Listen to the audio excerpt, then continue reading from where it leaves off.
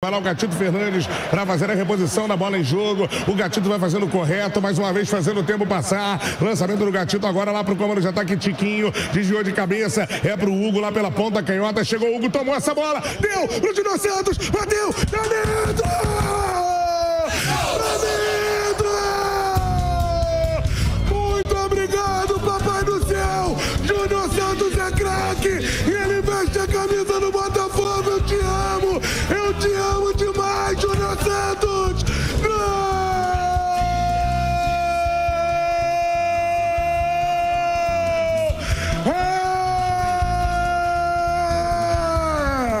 É do Fogão, galera! O meu coração é seu! Júnior Santos, o anjo das pernas confusas, mas que hoje em dia só confunde os adversários. Bom dia, boa tarde, boa noite, você que está aqui ouvindo, escutando e apreciando mais um episódio do Futebol Podcast. Meu nome é Gabriel Franco e hoje vamos falar, exatamente dia 16/6, vamos falar um pouco mais de tudo que aconteceu nessa última semana do futebol internacional e do futebol nacional. Venha comigo, venha com a gente aproveitar mais um episódio desse Futebol Podcast. Vamos falar muito de Eurocopa, vamos falar muito de futebol brasileiro. Se lembra de se inscrever no canal, dá seu like, compartilha com a gente. Se tem algum assunto que você acha que vale a pena ser dito, aí manda um comentário, interage e assim nós vamos começar aqui com o que aconteceu de mais impactante, talvez, na semana, que foi a Eurocopa, o começo das competições internacionais, competições de seleções que têm seu valor, ainda mais a Eurocopa, que internacionalmente tem um valor agregado maior do que a Copa América, por exemplo. Enquanto não começa a nossa seleção brasileira, a gente já começa a observar o torneio que está acontecendo na Alemanha e teve sua estreia com uma vitória dos anfitriões. A Alemanha fez 5-1 para cima da Escócia. Resultado... Jogo de seleção, eu sempre falo que cada vez mais, recentemente, é um jogo disputado e é um jogo que não é mais aquele Brasil e Venezuela que vocês esperam 8-0, não é mais o Alemanha e Irlanda que vocês esperam 6-0, não é mais esse jogo. O futebol, já diria o maldito ditado, né? Não tem mais bobo no futebol e é cada vez mais disputado. E num ambiente desse, uma vitória de 5-1 é sim de se vangloriar a seleção alemã. Seleção campeã do mundo em 2014, mas em 2018 e 2022 caiu na primeira fase da Copa do Mundo, tentando se reencontrar. E a gente teve voltas, por exemplo, de Toni Kroos, que está voltando da seleção, vai fazer sua última participação na carreira. Thomas Müller também voltando da seleção. E com esse misto de jovens e jogadores mais experientes, o time vem conseguindo se lidar muito bem no comando do Nagelsmann, que talvez seja o melhor técnico de seleções. Principalmente se você levar em conta que as seleções não pegam a primeira prateleira de técnico, porque essa prefere estar em clubes. O Nagelsmann faz um bom trabalho, é um time muito móvel, um time que tem peças para mudar essa mobilidade. Por exemplo, gosto muito do Havertz, porque ele funciona como articulador para qualquer objetivo que a Alemanha tenha no momento. Se quer rodar mais a bola, ele pode descer para atuar como meio campo e dar espaço para o Gundogan. E a gente tem um meio campo da Alemanha que é muito forte. Temos Wirtz, o melhor jogador da Bundesliga. Temos Musiala, também um dos grandes jovens da geração, um cara que, na minha opinião, foi até o melhor da partida.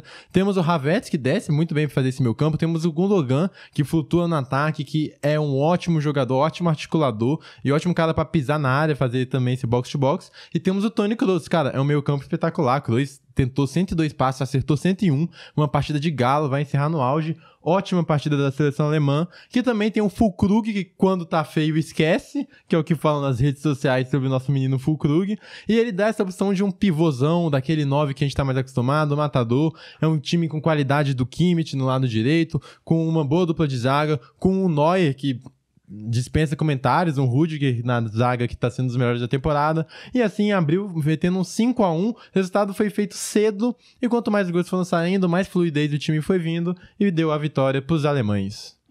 Gabriel, desculpa a minha ignorância aí, que é box to box?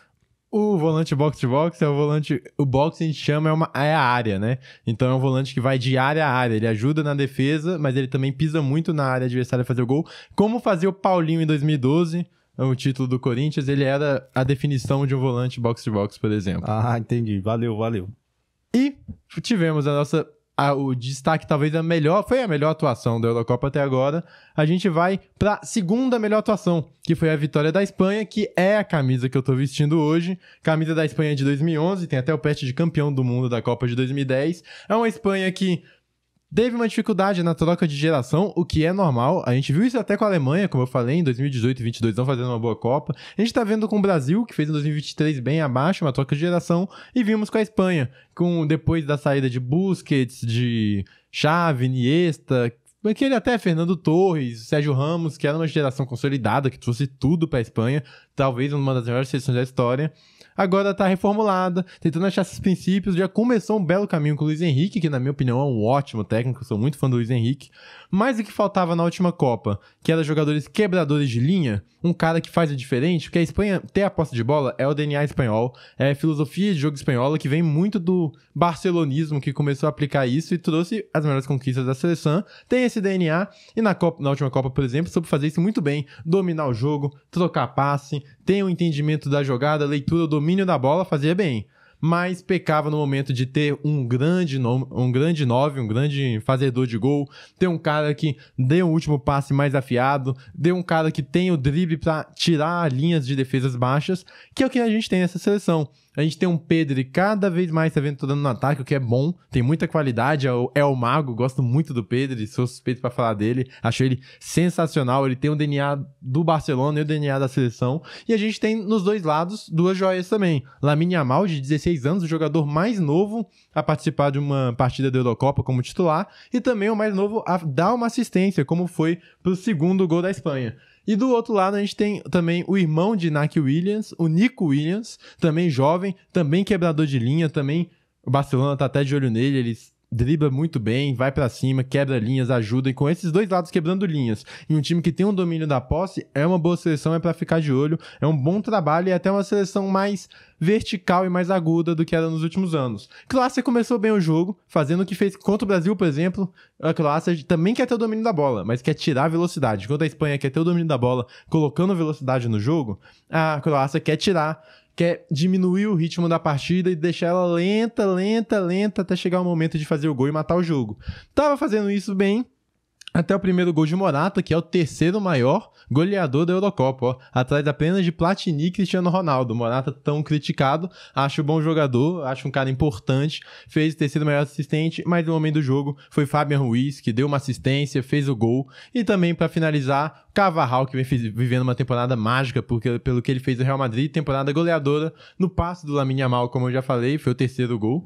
Ele marcou, Espanha ganhou a primeira partida, ganhou bem, é o grupo da morte, tem também Itália e Albânia, é um grupo complicado, mas a Espanha conseguiu largar bem e conseguiu a vitória. E essa camisa da Espanha aí, essa que você tá vestindo, cara, é bonita, É viu? bonita. A combinação de cores da Espanha eu acho bem bonita, esse azul vermelho, aí, azul. Esse azul tá muito legal. Que é inclusive crítica a essa camisa de agora, acho que faltou um azulzinho, faltou alguma coisa nessa camisa aí pra deixar ela mais especial.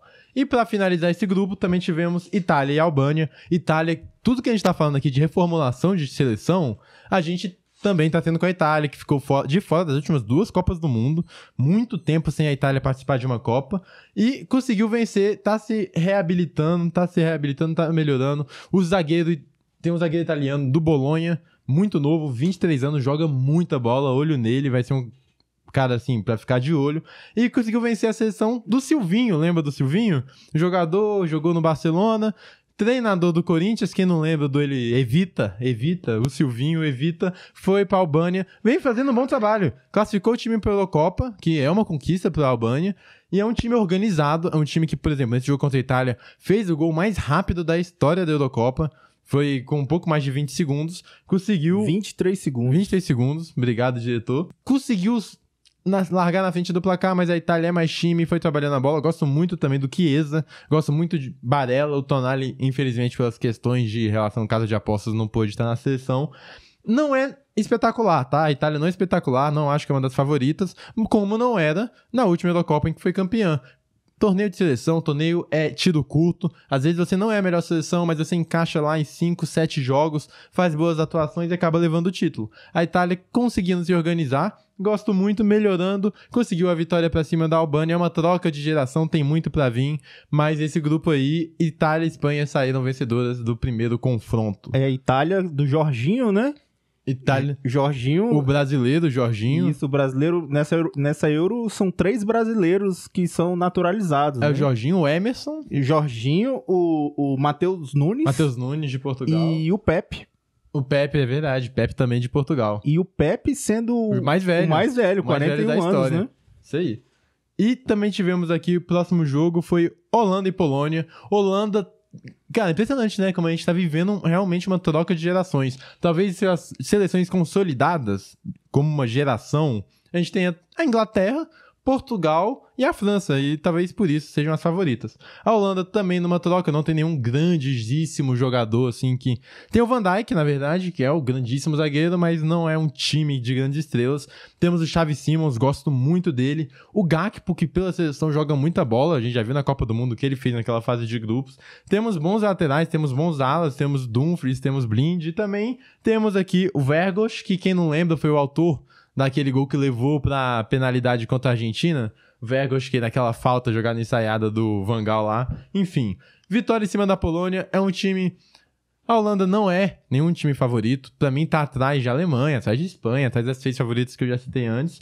Mas pode dar trabalho. Tem o Depay, que é um jogador que eu gosto muito. Às vezes eu acho ele bem menosprezado, subestimado. É porque ele nunca conseguiu se encaixar, de fato, num grande time. Talvez por ele não ter uma facilidade em... Parece que às vezes tem que ter uma posição DP e ele não joga como centroavante, mas ele também não é o segundo atacante, ele é um cara que flutua ali mais ou menos num quesito João Félix, mas é um cara que gosta muito, é um cara que tem recurso para tirar novas jogadas, e a Holanda conseguiu sua primeira vitória na competição, vai vir forte, vamos ver o que a gente espera dos holandeses aí, e quem tá torcendo pro Vinícius Júnior Bola de Ouro, é bom torcer pra Holanda, porque se a Inglaterra ganhar, quem sabe ali o Bellingham e o Foden vão brigar, o Will Kane também, se a França ganhar, quem sabe o Mbappé, mas se a Holanda ganhar, não teremos Bola de Ouro do holandês, isso é um fato. Também tivemos aqui a seleção favorita, Inglaterra contra a Sérvia. Inglaterra é aquilo que eu já falei, agora sim é uma geração consolidada. Grandes jogadores, um misto de experiência e jovens.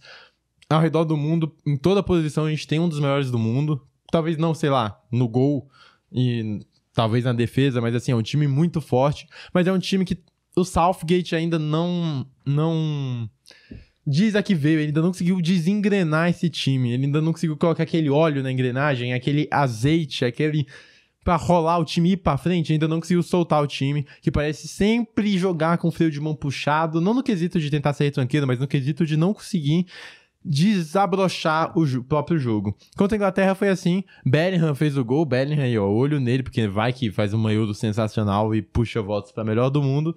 Bellingham fez o gol. A Sérvia não se deu por vencido não, conseguiu, tem bons jogadores, Tadic, Ilicic entrando no banco de novo, o Milinkovic-Savic, os dois, goleiro, volante, é um bom time, conseguiu dar trabalho, exigiu até do Pickford fazer boas defesas, mas não foi o suficiente. A Inglaterra estreia com a vitória inglesa, aquela vitória que não convence, mas ganha, né? E vai pra cima, tem grandes chances de ser campeã, é uma das favoritas. E essa Euro aí, Gabriel, assim, já que você tá falando pela primeira vez aqui da Euro? No podcast, cara, os 3, assim, os 4 seleções mais perigosas aí pra essa Euro. Então, eu colocaria as 3 pra mim melhores seleções, Inglaterra, França e Portugal. Pra mim são as 3 mais fortes, até pelo trabalho que vem fazendo Portugal nesse pré-Euro, vem jogando muita bola. Mas, e a quarta ali, eu até acho a Espanha com um DNA mais consolidado no momento. Mas, como eu já disse, a Alemanha joga em casa, a Alemanha tem um meio campo muito forte, tem um misto de experientes, jovens, e tem o Nagelsmann, que é um técnico que eu acho muito bom. E por jogar em casa, eu colocaria quarta aí, melhor para favoritismo, a Alemanha também. E assim a gente encerra nosso papo de Eurocopa. Tem muito durante a semana, a gente vai até tá pensando em gravar mais conteúdos, jogo a jogo, analisando jogo, partida a partida, porque é Euro todo dia, futebol todo dia, do jeito que a gente gosta, mas no próximo Futebol Podcast a gente vai ter os novos resultados, ainda tem Cristiano Ronaldo pra jogar, ainda tem Mbappé pra jogar, tem muita coisa pra acontecer. E voltaremos agora ao nosso Brasileirão.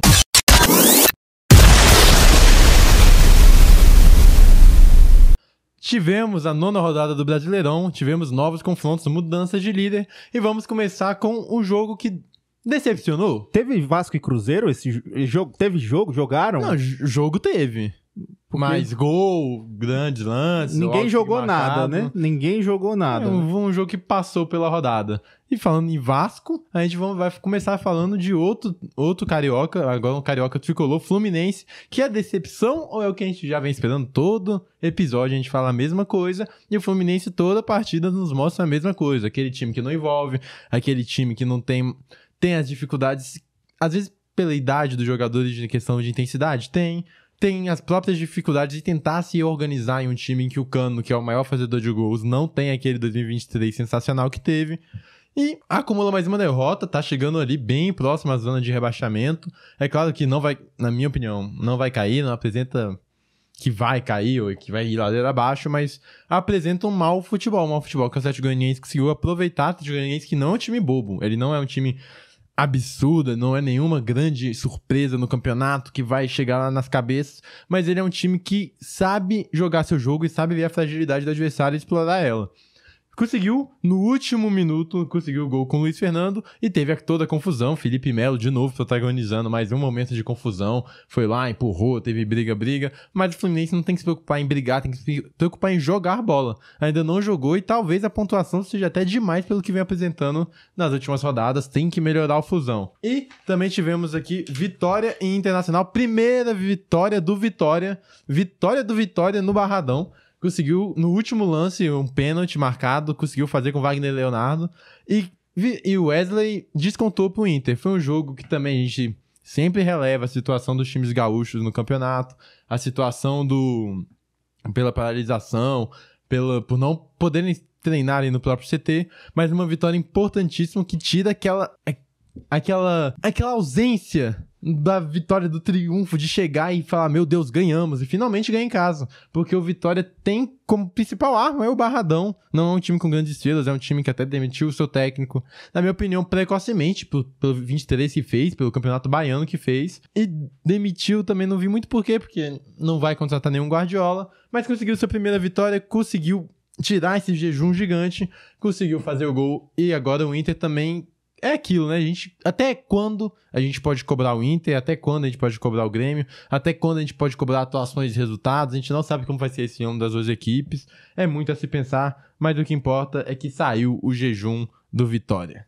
Tivemos aqui também Corinthians e São Paulo, 2-2, São Paulo que já quebrou esse tabu na Neoquímica Arena, já quebrou na última vez que se enfrentaram, e dessa vez até parecia que ia, tá? Conseguiu fazer no gol com o Lucas Moura, abriu o placar, depois o Kaká do Corinthians fez outro gol contra, o segundo consecutivo, 2 partidas seguidas fazendo gol contra. Tivemos defesaças de Carlos Miguel, que aparentemente tá naquela, né, que vai sair, provável que vai sair, mas ninguém anunciou de fato, mas conseguiu, tivemos gol do Coronado, de novo, a gente até já tinha falado do Coronado, que ele é bom jogador, e ele mostra, foi semana passada que ele também fez outro golaço, ele é bom jogador, mas assim, tem a questão do salário, tem a questão dele não estar sempre disponível por lesões e pela falta de ritmo de jogo, mas conseguiu gol também, um golaço no Mosquito, que acertou um chute de rara felicidade, ele pegou meio caindo de costas ali. Quem jogou FIFA 19 sabia desse golzinho bugado do Mosquito que ele fez.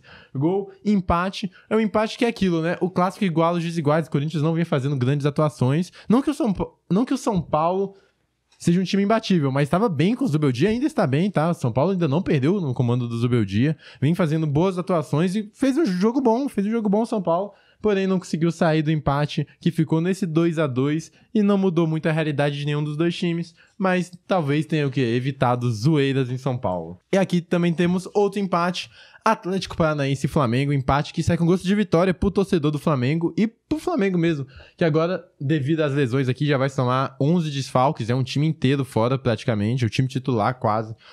Tem muitas ausências do meio campo de Pulgar, Arrascaeta e De La Cruz inteiro fora por causa da Copa América que tirou muitos jogadores do Flamengo. O Flamengo entrou em campo com 3 zagueiros, o Wesley, que é o lateral direito reserva, e quem fez o gol do empate foi o Everton Araújo, lateral direito reserva do Wesley, que já é reserva, conseguiu fazer o gol, mas principalmente tem que exaltar esse time do Tite, que é um time que não perde fácil, é um time que luta, e o Flamengo não perdeu o controle do jogo em nenhum momento. É claro que sofreu jogar contra o Atlético Paranaense na Arena da Baixada, com a questão do sintético, com o Atlético Paranaense, que é um bom time, e era jogo de briga pela liderança. Não é fácil, mas o Flamengo não sofreu, já sofreu muito mais. Em muitos jogos, até que o Flamengo ganha, já ganhou do Atlético Paranaense lá, sofreu bem mais do que sofreu hoje, mesmo com a quantidade de desfalques. E também tiveram novos, como Bruno Henrique machucando, Léo Ortiz também saiu com uma lesão e conseguiu sobreviver. Cara, desculpa te interromper, velho. Aquele estádio do Atlético é bonito, viu? É um moderno, né? Acho que é o mais moderno do país, Claro. ele é o único com teto solar, não, como fala? Retrátil. É o único com teto retrátil da América Latina. A única coisa que eu sinto falta é de uma corzinha ali. O fato de ser tudo cinza e tudo cinza e branco. Pô, tinha que botar um vermelho e preto ali, né? Do rubro-negro da Baixada, faltou. Mas foi um bom jogo. O Atlético Paranaense também não fez um jogo ruim, não. Não foi um jogo ruim. Fernandinho fez o gol na cobrança de pênalti. E no pênalti que foi, realmente a bola bate na mão do Davi Luiz. Mas o Flamengo jogou bem. O Léo Ortiz, que vem se descobrindo um volante nessa ausência e vários desfalques, jogou de volante de novo, jogando no meio campo, jogando muito bem. O Pedro fez uma ótima partida. E também o Flamengo é uma coisa que há muito tempo o torcedor faltava, que é se sentir identificado com o time. Ver um time que é aguerrido, que não deixa a vitória escapar fácil, que briga por todas as bolas. E brigou. No último lance, o gol do menino Everton Araújo conseguiu um empate com gosto de vitória pro Flamengo e até de uma autoestima pro torcedor, pro flamenguista, que acompanha tanto, né? Tua glória é lutar, raça, amor e paixão. E às vezes, por ter um time tão bom, às vezes ficava numa soberba em campo, que parece que tava tudo certo, se a gente tá perdendo a gente vai virar, não tem essa necessidade. Hoje é um time que correu, que bateu cabeça, e todo ponto tem que ser comemorado nessa Copa América, que tá desfalcando muito o Flamengo, assim como o Galo, por exemplo, que vai jogar amanhã contra o Palmeiras.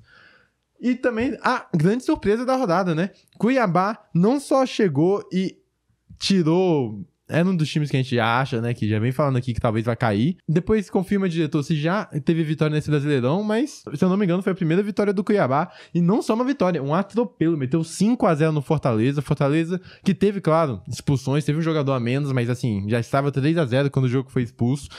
Foi aquele jogo que ninguém viu de onde veio, parece. Mas pra quem assistiu, viu que realmente o Cuiabá foi melhor. Atropelou o Fortaleza. E agora o Leão ficou meio... Eu não sei o que aconteceu nesse jogo. O Leão caiu muito de rendimento. O Cuiabá deixou o Z4 com esse resultado. Meteu o gol Clayton Ramon, Jonathan Cafu, Pita e Fernando Sobral. Gols do Cuiabá. Que será que vai escapar? Depois de tudo isso que a gente vem falando, de brigas internas, de jogo não tão bem jogado, conseguiu fazer 5-0 no Leão. Maior goleada, inclusive, da história do Cuiabá na Série A. O Cuiabá, time recente. Segunda vitória do Cuiabá no campeonato. A primeira foi contra o Criciúma, também com 5 gols, 5-2. O Cuiabá tá deslanchando. E agora sem 5-0. o Deivinho, que era o grande artilheiro, né? Davidson, que teve contatos com o Corinthians, parece, e conheço torcedores vascaínos que queriam Davidson no Vasco. Não, inclusive o Cuiabá passou o Vasco, tá? Com essas 2 vitórias aí, passou o Vasco. O Vasco que amarga o quê? 5 pontos na tabela? O Vasco amarga tudo, né? Então, assim, o Vasco tá amargando tudo com 7 pontos. 7 pontos na tabela. 7 pontos ali, enfim. Pelo menos tá perdendo pros times melhores, assim, né? Vamos ver, né? Tivemos também agora o jogo do líder. O Fogão tá embalado, o Fogão é líder. Traumas? Esperanças? É o que a gente vai pensar quando a gente vê o Botafogo na liderança. Bom futebol, a gente já vem destacando aqui há algum tempo, que na minha opinião eu já falava que era top 3 melhores futebols do Brasil, melhores atuações do Brasil, e o time do Arthur Jorge hoje foi um pouco abaixo, tá? Foi um pouco abaixo das últimas partidas do Botafogo, tanto em Brasileiro quanto em Libertadores, foi um pouco abaixo. Teve muita dificuldade, até o Júnior Santos fazer o gol, ele não tinha finalizado, o Luiz Henrique também só tinha dado uma finalização, mas conseguiu fazer o gol. Tivemos lei do ex, tivemos Cuiabano fazendo a lei do ex, tivemos Gustavinho do Grêmio, o garoto também prodígio, uma grande promessa do Grêmio, fazendo gol. E foi um jogo que, apesar de abaixo, apesar do Grêmio ter... o Grêmio bateu de frente, de novo, tudo que a gente já falou do Inter, a gente volta a falar do Grêmio.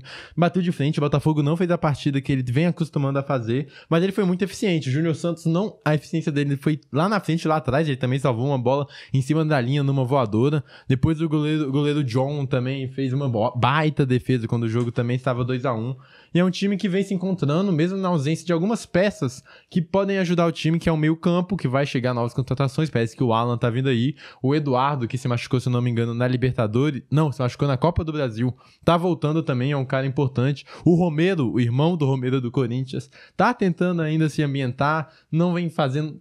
Tá bem, tá assim, ok, né? Ok. De acordo com o nosso torcedor botafoguense Felipe Guedes, falou que ele tá indo benzinho, nota 6.9 que ele deu pro Romero, e é uma nota que eu concordo, o Romero realmente não tá sendo um cara fora de série do Botafogo, mas ele tá suprindo essa necessidade de um criador. E o Júnior Santos, baita temporada, é o artilheiro do Botafogo na temporada, que vem... Todo mundo, porque não adianta falar que começou o ano, você esperava que o Júnior Santos fosse fazer tudo isso. Nem por Pedro Certezas, pro torcedor mais fanático do Botafogo, a gente esperava que o Júnior Santos ia fazer o que vem fazendo. Acabou de renovar com o clube, então baita sinal. E agora a gente talvez já comece a ter mais uma certeza do Júnior Santos do que apenas a questão de ser assim, é só uma boa fase? Aparentemente não só uma boa fase, é uma certeza, gols, assistências, brigando na frente e atrás. Ótimo jogo do Júnior Santos, vitória do Botafogo, que vira líder, ultrapassa o Flamengo e agora... Vão vir alguns fantasmas, mas que o time tem que ter mental, tem que ter cabeça. É um time quase todo reformulado pra encarar essa situação. Botafogo é líder do Campeonato Carioca. Botafogo tá demais, hein? Tá embalado o Fogão. Quem diria, né? Quem diria que o Fogão estaria assim? Será que vai conseguir? Não Coisa sei. boa, vamos ver, né? Se aquela fase passada passou de fato. Né? E agora vamos com o nosso palpitômetro.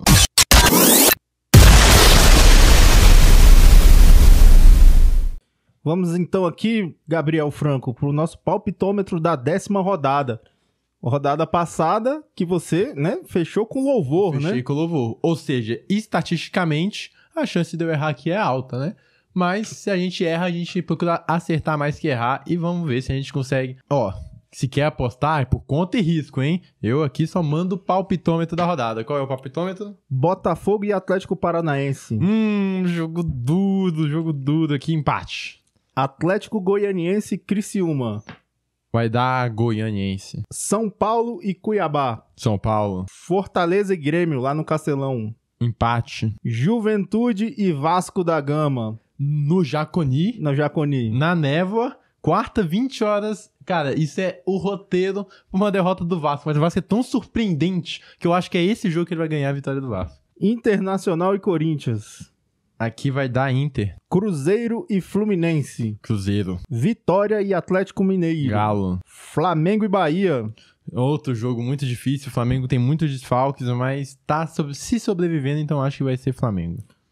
Palmeiras e Red Bull Bragantino. Aqui eu acho uma chance grande de tropeço do Palmeiras, mas como eu acho que ele vai ganhar esse jogo do Galo hoje, eu coloco que ele vai empatar com o Bragantino. Então vamos ver esse palpitômetro aí, ousado, como é que vai ser. Fui ousado hoje, hein? Fui ousado. Os artilheiros até a 10ª rodada aqui, Everaldo do Bahia com 4 gols, Vegete do Vasco com 4 Se gols, destacando. Matheus Pereira do Cruzeiro com 3 gols, acompanhado pelo Luciano de São Paulo, Wesley do Internacional, William Pereira do Vitória, Luiz Araújo do Flamengo, Mastriani do Clube Atlético Paranaense, Mateuzinho do Criciúma, Vargas do Clube Atlético Mineiro, Pedro do Flamengo, Júnior Santos do Botafogo, Cleison do Cuiabá, o Brasileirão inteiro. Rafa Silva do Cruzeiro, Danilo Barbosa do Botafogo, Isidro Pita do Cuiabá, Paulinho do Clube Atlético Mineiro. São esses aí os artilheiros. Só esses, né? Só.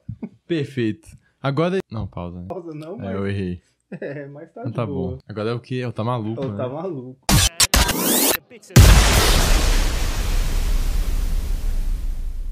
E agora, aquele momento da semana que você pega, tu olha e fala assim, não acredito. Que você pega seu jornal e começa a bater na cabeça. Só que aí você lembra que o seu jornal, na verdade, não é mais de papel, porque a gente passou do tempo antigo e estamos aqui com um tablet. Aí você baixa o tablet na cabeça, você quebra o tablet, você vai pro concerto, vê que o concerto tá fechado, você fica louco, você volta sem tablet, sem saber das notícias, você sai das notícias, seu time ganha, você não sabe, e quando você sabe, ele perde, e aí é que você fica louco, que você fica maluco. É o nosso Tá Maluco da Semana, e o Tá Maluco da Semana vai pra Ronaldinho Gaúcho, que falou, não sei pra quê. Ronaldinho Gaúcho, cara, fez um comentário assim, que passou muito do limite, passou muito do ponto. Ele falou que o time brasileiro, que é uma geração fraquíssima, que é uma geração que não tem garra, uma geração que não tem postura, que não tem talento, e que ele abre mão da seleção. E isso abre um portal pra vir uma galera, pra vir um monte de gente pra bater ainda mais na seleção, como se já não precisasse. E outra, uma coisa é você criticar a CBF,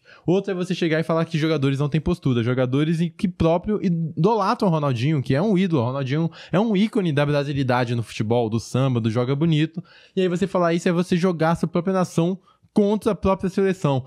E são jogadores que nem tiveram oportunidade de falhar. São jogadores que eles vão agora, talvez, como eu disse, de mudança de geração, agora vai pegar uma geração, um primeiro torneio em que eles são os caras, Vinícius Júnior, Rodrigo, Bruno Guimarães, Rafinha. Agora que eles vão pegar sem nem ter essa oportunidade de falhar e já levaram essa na cara de um ídolo que chama a torcida contra. E aí depois descobriu-se que era uma estratégia de marketing pra falar, não, olha só como batem na seleção, na verdade tem que apoiar. Mas que saiu pela culatra, seu objetivo era de alguma maneira ajudar a seleção, que não era, né, Ronaldinho?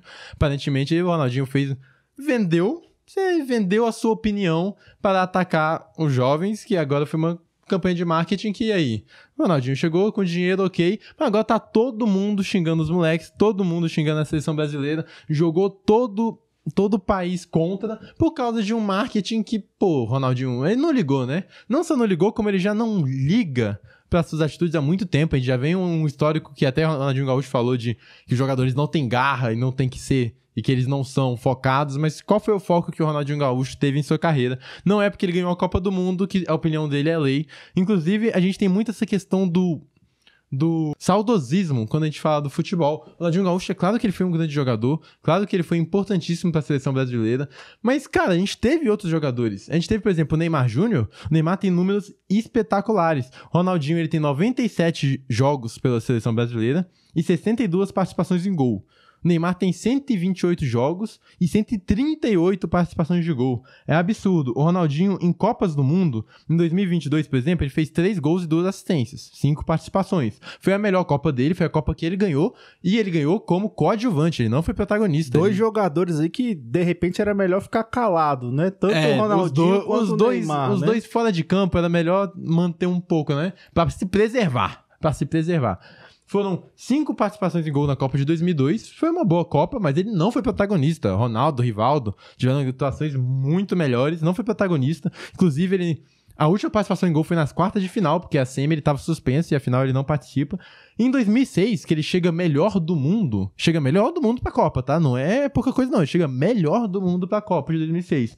Ele tem uma assistência, e só. É na fase de grupo, na vitória de 4-1 em cima do Japão. E o pandeiro cantando. E também teve essa questão, que ele foi pra Copa Melhor do Mundo e falavam que a concentração era uma bagunça, que ele organizava festas ali em meio à Copa do Mundo, que ele organizava lá, né, o grupo do pandeiro, o grupo do pagode. Foi uma seleção que foi largada às traças, que faltou liderança, faltou comprometimento com o Brasil. Talvez, na minha opinião, é a seleção mais decepcionante, porque por mais que as outras tenham perdido, essa não é que só perdeu, essa fez questão de perder, largou, seriedade zero. Então ele tava falando dele mesmo nesse comentário. Aparentemente. E outra, quando ele reclama disso tudo e tal, e a gente reclama de uma... A gente até toda vez fala, como ele mesmo falou, ele falou, essa geração é fraca. Mas a gente tem que lembrar que a última Copa do Ronaldinho foi em 2006, com 26 anos. Então, quando surge o Neymar pra Copa ali, quem era pra estar liderando essa seleção era o Ronaldinho. Era pro Ronaldinho estar aos 30 anos em 2010 jogando a Copa, aos 34 anos em 2014 jogando a Copa e sendo essa referência de geração. Porque se a gente tivesse Ronaldinho e Neymar, a gente não ia ter esse sentimento que, nossa, tivemos um vácuo entre jogadores. Mas jogadores como Ronaldinho, como Adriano, até por questões pessoais, não foram esses líderes pela seleção. Então, quem abandonou de fato, né? Quem largou a seleção pra trás? E quando a gente pensa em Copas do Mundo, por exemplo, já falei aqui, foram 6 participações de gols do Ronaldinho. O Neymar, ele tem em Copas, ele tem 7 gols em Copas e 6 assistências. 7 gols e 6 assistências. Ele tem 13 participações em Copa. E, cara, em 2014 ele fez 4 gols e deu uma assistência. Em 2018 foram 2 gols e 2 assistências. E em 2022 ele fez 3 jogos e deu 2 gols e 1 assistência. Ou seja, se a gente juntar tudo aqui, foram 13 partidas, 12 participações, cara, é muito mais que o Ronaldinho já fez em Copas do Mundo em números. Não é porque ele ganhou uma Copa ou porque ele perdeu uma Copa que ele é melhor ou maior ou pior do que o outro, que ele tem o direito de chegar e jogar a torcida contra a própria seleção. E quando a gente pega números totais de Neymar e Ronaldinho, só pra fazer uma comparação geracional, pra quem fala que a gente não teve nenhum grande jogador, o Neymar, até maio de 2023, ele tinha 704 jogos na carreira, 435 gols e 256 assistências. Ronaldinho Gaúcho teve na carreira inteira 816 jogos, 313 gols e 231 assistências, bem menos que Neymar Júnior, com 100 jogos a mais. Fora que se a gente for levar o Neymar é o maior artilheiro da seleção brasileira, ele é o maior artilheiro e maior assistente da brasileira em Champions League. Então, cara, quando a gente fala de geração e quando a gente fala que porque o cara ganhou a Copa do Mundo, ele tem o direito... Não é que, o direito a dar opinião, ele até tem, mas que ele tem o fato da opinião, que a opinião dele é correta e que é isso, que antigamente tudo era melhor e que o Ronaldinho, não sei o que, cara, o que ele fez como ídolo, a postura dele como ídolo foi fraca. E na melhor temporada, por exemplo, o auge de Ronaldinho Gaúcho, ele teve 50 participações em gols em 45 jogos. Essa que a gente tá vendo de um Vinícius Júnior de 23 anos, ele já teve 35 participações em gol em 39 jogos.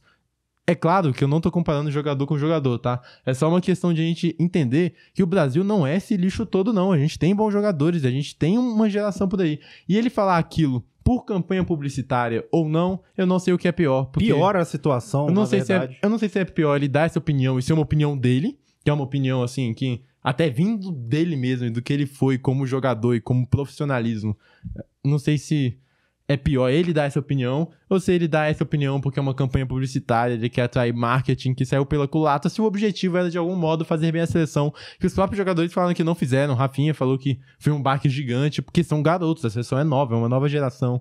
Enfim, só reforçando, porque eu acho que eu até confundi o número, mas o Neymar é isso aí, são 13 jogos em Copa do Mundo e 12 participações em gols, 8 gols e 4 assistências, não é pouca coisa. O que falta é só o título. E também não é porque o Neymar ganha um título que tudo que ele fala é ouro também. A gente tem que separar uma coisa da outra, separar atuação de título, maior de melhor. Temos que separar essas coisas, colocar o saudosismo um pouco de lado, entender que é o tempo e que a gente tem bons jogadores sim, a gente é a seleção brasileira, que tem muito a melhorar, mas não é esse lixo todo. Lixo que não foi esse programa, e se você acha que esse programa não foi um lixo, que teve seu valor, que deu pra entreter, deu pra se informar do que aconteceu na última semana no futebol, vem, deixa seu like, comenta. Ronaldinho ou Neymar, qual foi melhor? Mandei alguns números aqui, se vocês quiserem um programa só disso, tem muito mais a ser feito, então se quiser um programa, comenta. Se tiver algum programa comparacional, quer comparar um jogador do antigo com um jogador novo, quem foi melhor, quem é maior, comenta aí também, dê sua opinião, Ronaldinho, Neymar, de que lado você tá nessa briga toda entre seleção brasileira e Ronaldinho, mas dê sua opinião sobre também do programa, e eu espero vocês semana que vem com muito mais Eurocopa que temos aí, chegando com tudo, teremos Copa América, vai vir muita coisa daí, uma prévia de Brasil, muita coisa para acontecer, teremos rodada de meio de semana de brasileiro, de final de semana de brasileiro, teremos muito futebol para quem é amante da bola, não vai faltar jogo, como também não vai faltar podcast aqui sempre com vocês. Então é isso, um abraço, Gabriel daqui e tchau. Acho que o Ronaldinho tava precisando de dinheiro, cara, só pode. É, tá duro, né? Não é possível. Tá duro, Ronaldinho. Eu acho que ele tava precisando de dinheiro, acho que foi isso aí o motivo. Mas enfim, né? Vamos deixar pra lá. Um precisa de dinheiro, outro precisa de praia, tá tudo muito difícil, né? É verdade.